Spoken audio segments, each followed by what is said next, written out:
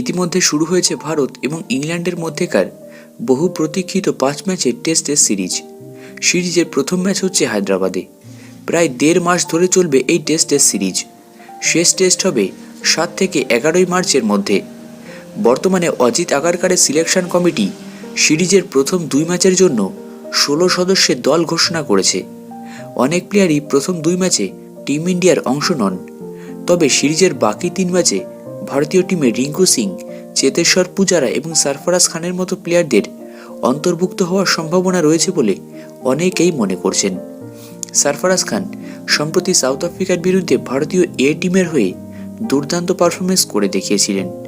তারপর সম্প্রতি ইংল্যান্ড লায়ন্সের বিরুদ্ধে ঘরের মাঠে আনঅফিসিয়াল টেস্ট সিরিজে নিজের প্রতিভার পরিচয় দিয়েছেন।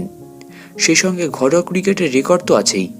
তাই এই অবস্থায় অনেকেই মনে করছেন ইংল্যান্ডের বিরুদ্ধে শেষ 3 ম্যাচে সরফরাজ খানকে টেস্ট স্কোয়াডে বেছে নেওয়া হতে পারে। টি-20 ফরম্যাটে ইতিমধ্যেই কিন্তু নিজের ব্যাটিং ক্ষমতার পরিচয় দিয়েছেন রিঙ্কু। একই সময়ে রঞ্জি ট্রফি 2024-এ কেরালার বিরুদ্ধে 92 রানের দুর্দান্ত ইনিংস খেলে লাল বলের ক্রিকেটেও তার দুরন্ত ব্যাটিং দেখা গিয়েছিল। এমন অবস্থায় ইংল্যান্ডের বিরুদ্ধে তাকেও পরখ করে দেখতে চাইবেন সিলেক্টররা। তো চলো দেখে নিই শেষ 3টে টেস্টের জন্য টিম ইন্ডিয়ার স্কোয়াডটা কেমনটা হতে পারে। রোহিত শর্মা, ইয়াশাস্বী জয়সওয়াল, বিরাট কোহলি, চেতেশ্বর পূজারা, রিঙ্কু সিং, সরফরাজ খান, লোকেশ রাহুল, কে.এস. পরত, রবিচন্দ্রন অশ্বিন, জাডেজা, অক্ষর প্যাটেল, কুলদীপ যাদব, মুকেশ কুমার, জসপ্রীত বুমরাহ এবং আবেশ খান।